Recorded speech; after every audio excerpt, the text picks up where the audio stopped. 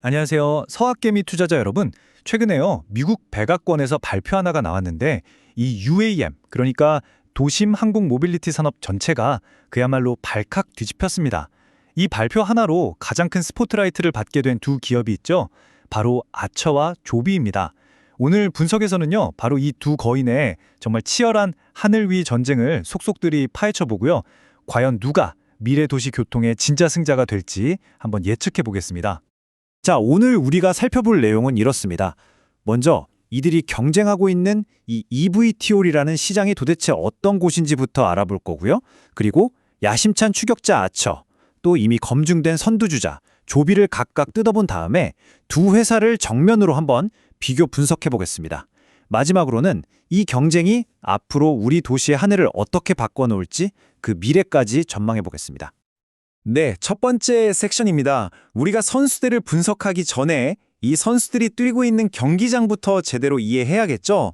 도대체 이 EVTOL 시장에 무슨 일이 벌어지고 있길래 이렇게 전 세계의 돈이 그야말로 미친 듯이 몰려들고 있는 걸까요? 우리가 흔히 에어택시라고 부르는 바로 그 기술입니다.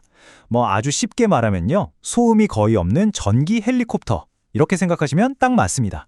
활주로 같은 거 전혀 필요 없이 도심 한복판에서도 수직으로 뜨고 내릴 수 있는 거죠. 그동안 공상과학 영화에서나 보던 장면이 드디어 우리 눈앞에 현실로 다가오고 있는 겁니다. 그리고요, 이 시장의 잠재력은 정말 상상을 초월합니다. 2030년까지 무려 1,000억 달러.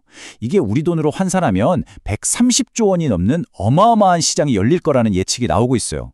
바로 이 미래의 황금알을 누가 차지하느냐, 이걸 놓고 지금 전 세계의 돈과 기술이 이 작은 산업으로 전부 쏟아져 들어오고 있는 거죠. 그런데요, 최근에 이 시장의 분위기를 완전히 180도 바꿔놓은 결정적인 사건이 하나 터졌습니다. X, 그러니까 옛날 트위터에서는 이걸 두고 EVTO의 마이크로 스트래티지 모멘텀이 왔다, 이렇게 부르기 시작했는데요. 이게 무슨 뜻이냐면, 예전에 마이크로 스트래티지라는 회사가 과감하게 비트코인에 투자하면서 전체 시장의 거대한 상승을 이끌었던 것처럼 이번 사건이 EVTO 산업 전체의 운명을 바꿀 아주 강력한 변곡점이 될 거라는 신호입니다. 그 사건이 뭐냐? 바로 백악관이 발표한 EBIP, EVTOL 통합 시범 프로그램이라는 겁니다. 이건 사실상 미국 정부가 자, 이제 본격적으로 날아볼 준비해라 하고 공식적으로 길을 확 터준 거나 마찬가지예요. 아직 FAA, 그러니까 미 연방항공청의 최종 인증이 나기 전인데도 먼저 운영하면서 안전 데이터를 쌓을 수 있게 해준 거죠. 정말 파격적인 조치입니다. 이 발표 하나로 상용화를 향한 경주의 출발 총성이 탕 하고 울린 거고요. 아처와 조비 주가는 하루 만에 10%, 15%씩 폭등했습니다. 그럼 첫 번째 주자부터 한번 자세히 들여다볼까요? 바로 야심찬 추격자 아처 에비에이션입니다. 아처의 전략을 보면요, 정말 영리하다는 생각이 듭니다. 첫 번째, 유나이티드 항공이나 스텔란티스 같은 업계의 거물들하고 손을 딱 잡았어요. 이걸로 돈과 인프라라는 두 마리 토끼를 한 번에 잡은 거죠. 그리고 두 번째, 상용화까지는 시간이 좀 걸리니까 그동안 당장 돈이 될 수 있는 국방 분야로 눈을 돌려서 사업을 다각화하는 이른바 투트랙 전략을 아주 기가 막히게 구사하고 있습니다. 이 타임라인을 한번 보세요. 아처의 기세가 정말 무섭습니다.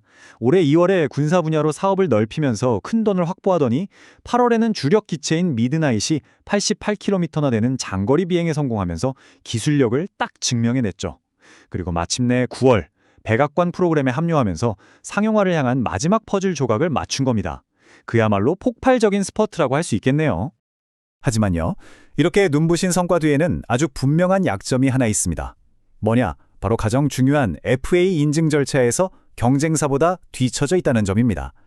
결국 아처의 성공은 이 추격자라는 포지션에서 시간의 격차를 얼마나 빨리 또 얼마나 효과적으로 따라잡느냐, 바로 여기에 달려 있다고 볼 수 있습니다. 그 격차를 저만치 앞에서 벌리고 있는 장본인이자 현재 이 레이스의 명실상부한 선두주자, 바로 조비 에비에이션입니다. 조비는 뭐랄까 그야말로 준비된 챔피언 같은 모습입니다. 생산은 자동차의 제왕 토요타가 맡아주고 고객은 플랫폼의 거인 우버가 모아주죠. 그런데 무엇보다 압도적인 건 바로 경험치입니다. FAA 인증 4단계를 벌써 70%나 끝냈고요. 누적 비행거리가 4만 마일이 넘어요. 이게 어느 정도냐면 지구를 거의 2바퀴나 돈 거리입니다. 이런 건 사실 돈 주고도 살 수 없는 엄청난 데이터 자산이거든요. 이 타임라인을 보면 조비가 왜 선두주자인지 그냥 명확하게 드러납니다. 이미 실제 공황 사이를 사람을 태우고 비행하면서 실용성을 증명했고요.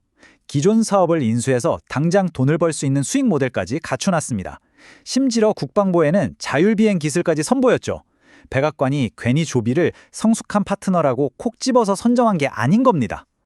자, 이제 두 선수의 프로필을 다 확인했으니까요.